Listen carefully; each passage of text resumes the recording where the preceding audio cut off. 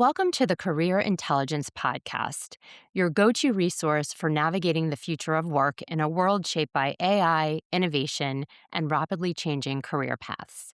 I'm Meredith Dinitz, and today we're diving into a topic that comes up constantly in conversations with the mid career professionals I work with.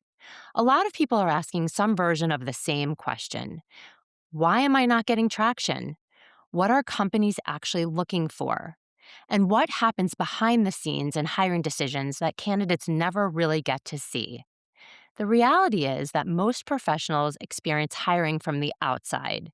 They submit resumes, prepare for interviews, and try to present their experience in the strongest way possible. But they never get the visibility in how organizations are actually evaluating candidates and making decisions internally. I'm joined today by Melissa Cluver, a senior talent business partner at Kimberly-Clark, who partners closely with senior managers on talent strategy, leadership development, and organizational design.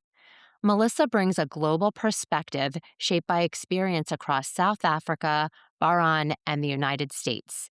And she's currently completing her professional coaching certification with a deep passion for executive coaching and inclusive leadership. In today's conversation, we'll talk about what organizations are really looking for beyond skills and experience, the patterns that show up when strong candidates don't move forward, and some of the biggest misconceptions professionals have about how hiring decisions actually get made. By the end of this episode, you'll have a clear understanding of what organizations are really evaluating and how professionals can better position themselves in the process. Let's dive in.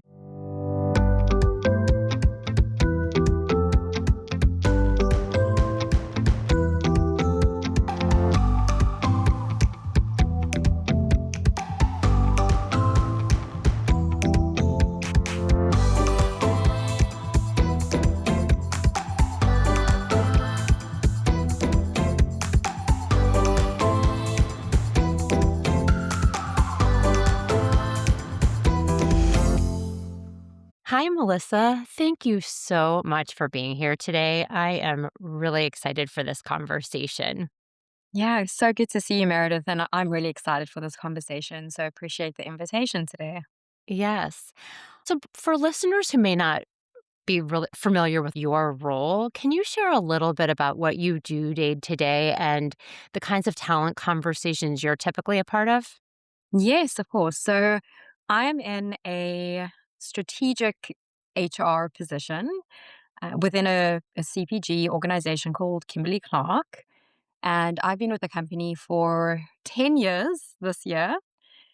And overall, what I would say is I'm very involved with leaders when it comes to their talent strategy, organizational development, organizational design, and all of that is really underpinned by having the right talent in role. So I partner very closely with our stakeholders to make sure that where we are planning for critical roles, we've got a robust pipeline in the works to make sure we have those individuals with the critical skills and experiences we're looking for. And then also when we have any positions that we're hiring for that are currently vacant, I would also partner with them and help make sure that they're either bringing in the right external talent, where we want to bring in just a different type of skill set that may not exist inside, or if we have talent inside, I would help them as part of the talent acquisition process to select the right candidate in role. Wonderful. Well, congratulations on the 10 years. That's super Yeah. exciting. And one of the reasons I was really excited to have you on is because, you sit in conversations that most candidates never get to see. I'm curious from your perspective, when organizations are evaluating candidates, especially that mid career or early director level, what are they really paying attention to beyond skills or experience? So, what I would say is skills and experience would help you get into the interview. But once you're in the interview, it's really about how you're selling yourself.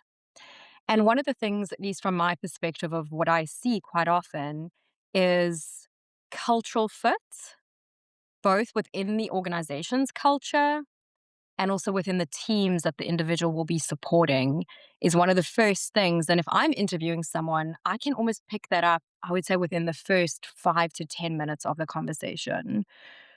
Behavioral attributes is also a very important thing, which is underpinned as part of the culture.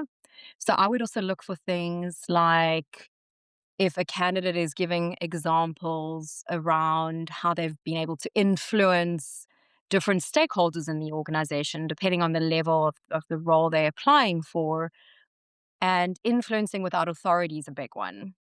So, because I work in an organization that's highly matrixed, a lot of the roles we hire for, you'll either have direct reports or you don't have direct reports, but you've got matrix supporting lines. And the influencing without authority, I would say, is probably one of the biggest skills that I look for, behavioral attributes. And then I also look for examples of curiosity. For me, that's a very important one. So it's about the candidate also asking the right questions. Yeah, I love that. When you talk about the right cultural fit, I know you said within the first few minutes, what are some signs that you look for immediately or that you can just tell, yes, they could be great here? In the company that I work for, it's very much about relationships. You get everything done through the networks and through the relationships that you have. Communication skills and the way that someone talks and sells their self and how confident they also come across, I can pick that up very quickly within the interview. What I also like is when a candidate comes into the interview and is very conversational, a little bit of small talk, which I actually appreciate, even if it's about the weather. So, for example, I had an interview last week, and the person that arrived in the interview was specifically talking about, oh, it just started snowing outside and she was excited about it. And that opened up a little bit of more personal conversation for us to start talking about the weather. And I was just recently in her city. And I think that conversation was really great. And then also when someone has, for example, a specific book or a picture of their family in the background, sometimes I appreciate that because I can also ask questions a little bit about, oh, do you have a family? And you get to know the candidate a bit more. So within our company, I'm really looking at someone who's able to fit in with that relational position. And that for me is a big sign of someone who's able to fit in from a cultural aspect within the organization. I love that. And I completely agree. I try to always encourage when I'm talking with my clients to do their research on who they're meeting because even one commonality, did you go to the same school? Did you live in the same city, state, whatever? It can make Yes. all the difference. So, yeah. Yeah, for sure. And I also think another really important point you made is that a lot of people might think that their experience should speak for themselves, but it's really taking it a step further to explain it and really connect those dots that makes a huge difference as well. Definitely. I think we're always looking for a common ground. And one of the recommendations I would give to your point is making sure that you really research the company. You go have a look in LinkedIn on who is the person that you're hiring. You reach out to networks of people that have maybe historically worked at the company and find out as much as you can so that when you come into the interview, you already have confidence. Real time example, as we're also hiring for a role recently, was we had just launched this external advert for one of our products. And it was this new, platform that we had launched. And the one candidate brought that up in the interview. And I was very impressed because out of all the candidates that we were interviewing, this candidate was the only one that brought that up. So I could also see they had done their research and they were really excited about this new platform we had launched. And for me, that was a sign of she's serious about this job and she's done her homework. I think that's a really great point. Something I hear a lot from my clients is I know I'm qualified, so why am I not moving forward? From what you've noticed, what patterns tend to show up when strong professionals don't advance in a process? I think it's a lot of it in my experience is going back to the lack of fit within that specific team. What I do is I'll look not only at the organizational fit, like I mentioned, but if I think about the team dynamics And I always think about, if I'm bringing this individual in, are they going to clash with the current team? Are they going to gel? Are they going to work well together? Are they going to be able to partner and collaborate? And I'll be able to really pressure test based on the specific questions that I would ask them to try get a sense of that. And for the most part, you may have a very experienced and skilled individual coming into the interview. And if two of them on paper are, one could even be more qualified than the other on paper. But the one that has better collaboration skills, shows examples of partnership, shows influencing skills, I would recommend that they would proceed in the next round of interviews over the other candidate who lacked that a little bit. And one of the other things where I haven't recommended someone to advance in an interview is if someone comes in with a level of arrogance or ego, and that again goes against the culture of the company. The last thing we want to do is bring in someone who thinks they know everything. They show lack of a growth mindset, and that can also come through very strongly in an interview. I I listen for words like my team have done that. For me, that shows a collaborative style, where if an individual only talks about themselves the whole time and brags about everything in a way that comes across inauthentic. So I'm not saying you can't come into the interview confident and showcasing your values, but there's a way to do that. Those, from my perspective, would be limiters that would stop someone from progressing in the interview process. That is so interesting. Two things I'd love to talk about. The first part when you mentioned that cultural fit, being warm, those soft skills really matter. And it seems like that would just be like a no-brainer, but I think that's such great feedback because people are like, I know I can do this job. I'm perfect on paper, but I'm not there as a fly on the wall, right? Like, I don't see how they're actually performing, and to show that warmth and to let those soft skills come through. And then to your other point of being collaborative, I know there's that fine line. And even when I'm doing interview preps, I do try to encourage my clients to say I a little more than we. But I think it's a really interesting point because you want to show the people you're meeting with that you know how to do it, but that you can also be that team player. What are your thoughts on that? Yeah, I think that's such a call out, Meredith. And what I would say is it's probably about the balance of it. If I hear someone who only says I, and never we or my team, or I worked through my team to achieve this, that for me would be more of a concern. So yes, I agree. If you're only saying we and my team and then nothing feels like they had the ownership, that would also be a problem. I would recommend a balance of both examples, using I and using we. So that's a great call out. Maybe it's initially starting a little bit of the I to show that you know how to do it, you've done it, but then making sure you bring in the team, we, cross collaboration where appropriate. That is Correct. really great advice. And one other point just to raise, as we are looking at roles, so when you're mid career and moving into more senior leadership roles, we understand from a skill set point of view, you've already got that. Right. But what we're looking at, it's to your previous point around the behaviors that are most important. And quite often we would advance people that might not necessarily be the most experienced, but because they've previously failed and they've given examples of failures and how they've learned from it, for me, it's the learning agility that sticks out. And I would advance someone who has learning agility, who might not have as many experiences as another candidate. So that's another one that's really important, is that as I ask questions in interviews, for the candidates to really show me some examples of where they've failed and how did they go about that? Did they learn something from that? Because if they didn't, then for me, that's also a red flag. That is so important and such great advice because people, I think, are so afraid to show failures, but you have to. I mean, I'm curious. So, in your, what from what you've seen, what do professionals most often misunderstand about how hiring decisions are actually made? So I would start with even the beginning of the process. I know there's a lot of misconceptions about even how the resume is viewed in organizations. Now, I know every organization would be different, so I'm talking about my specific organization where we have a talent acquisition team that reviews every resume. So there's no bot sitting behind the scenes that reviews the resume and then sends you an automated response, but we've got humans behind the scene that is reviewing this. So I think that's just one thing that I did want to also call out.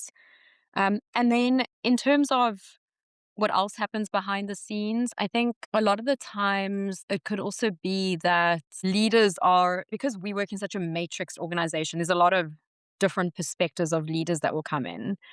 And quite often, what I've seen in the back end is we build up a really robust pipeline. So we do have a lot of good candidates that have come in. And when we go into the final levels, I've often seen that the candidate that's most often selected is the candidate that isn't the most skilled or experienced. It really is the one that has the best growth mindset and has the biggest cultural fit for that team. So I would say that's for the most part the candidate that proceeds to the next level. And I don't know if that's something that is a lot of people going through this process might not understand that. They might think that just because I'm skilled, I've got the experience, I have the skills, that warrants that they will go through. But it really doesn't. It's so much more from a behavioral lens, especially at this level. To that point, the team that's looking at all the resumes, what catches their eye initially to allow them to get to that first conversation to then determine the culture and the behavioral fit? Are there certain things, because I know the keywords, and I know that's not maybe your lane completely, but if you have any thoughts on that? Yeah, so to your point, I don't review all these resumes. The team that does, I know what the hiring manager would recommend is specific organizations that they would like the candidates to have some experience in. And because we're a CPG company, we would like to see that they've at least worked in CPG, so consumer product Mhm. goods company, because it's a very fast, high performing environment. We want to make sure that they have some experience in that, preferably. And then we would also look at specific, if we're hiring, for example, I support a global organization. So having global experience will help the candidate. Not saying that that's a no go if you've never worked outside of North America, but it would benefit the candidate to have a global experience. That would be another thing that the talent acquisition team would look for. And then, of course, specific skills needed for that role. So that would need to be specifically on the resume. And then also diversity of different companies. I would also say gaps in employment. I think that could also be a red flag if there's a lot of gaps in employment or if the tenure at organizations is very short and a lot of different experiences. I would encourage that person to actually work with a career coach to help them with their resume and just see how to best plot that out. But yes, I would say definitely the type of companies that the individuals worked with. And in our organization, if you have been put through as a referral by someone, talent acquisition will always look at those resumes first. So, like I said, they look at everyone's resumes, but they'll really prioritize, of course, internal candidates and then any referrals. If you're interested in a specific company and you know someone that works in that company, even if you don't know them very well, Mm. I would highly encourage the person to reach out to that individual and just get some recommendation if they're able to help get them a referral into the company because there's a much better chance of getting an interview through a referral. Excellent advice. I echo that completely. And I do think it's reassuring to hear, to your first point, that it isn't the most skilled necessarily. It's a lot of pieces that go in to the decision factor to decide if you're going to move them forward. So I think that is really helpful Yes. advice. For someone who might be feeling stuck right now or not getting traction, where would you encourage them to focus first? What I would recommend is to stop and just take a step back and have a look at where in the process are you getting stuck? Is it that you're struggling to get into the interview? because for me, that means that your resume isn't set up accurately, or maybe you're applying for jobs in the wrong organization. I would recommend that you go back and review your resume with a career coach or with a resume writer, someone that has experience in that. If you're getting stuck with not progressing as part of the interview process, I would also ask the person to reflect on what feedback did the organization give them on why they haven't been successful. And I think it's okay also for individuals or candidates to reach out to the organization to get feedback, because then you can also learn from that. So I think it's also about approaching it with curiosity and really trying to understand the why behind why you're not progressing so that you can learn from it. And what I would also say is, as brutal as the interview process is, think about what you're learning through every experience that you're going through. And I often like to say sometimes the delay in finding that right job is really developing you and preparing you for the role that you will eventually get. It's not about losing hope in the process. And especially if you don't have a current role and you're desperate to find a job, I would also say don't let a job define who you are and your self-worth, but it's so much more than that. That's probably what I would do, but for sure reaching out to a career coach, someone who's experienced, and who understands what you're going through. I would definitely recommend that too. It's hard sometimes for people to like shift that mindset and not go to the doom and gloom. If you have any thoughts on one method or way to shift that mindset, to help how they show up. But I know it's not always the easiest of times for sure.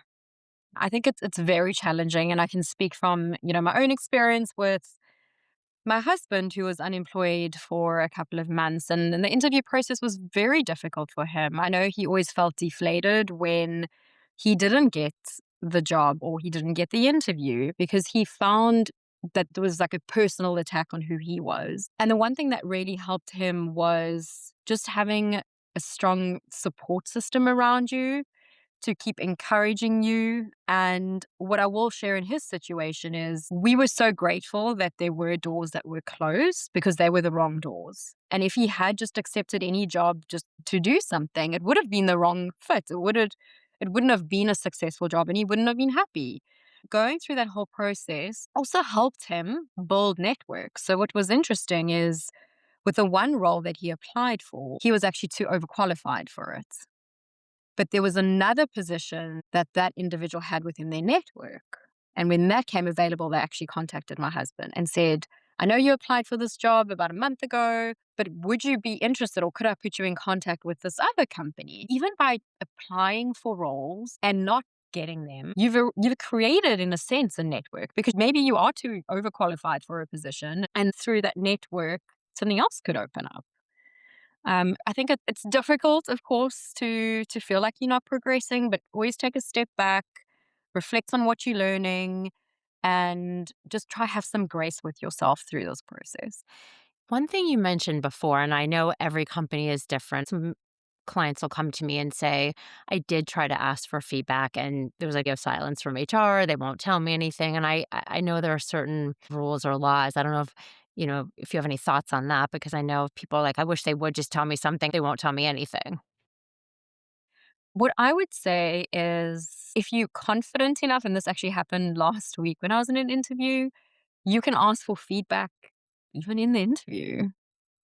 So that was a new one for me. I think you have to read the room too and see if you feel like it's the right time, especially if you know if the interview went really well. And, I would turn it around in a what feedback do you have based on the experiences I'm bringing in and based on the experience and the skills you're looking at in the role, just to get an initial reaction. And I think there in itself, you could get feedback. I was very transparent in an interview that I had, and I gave some direct feedback to the candidate saying, I don't think this is the right role for you.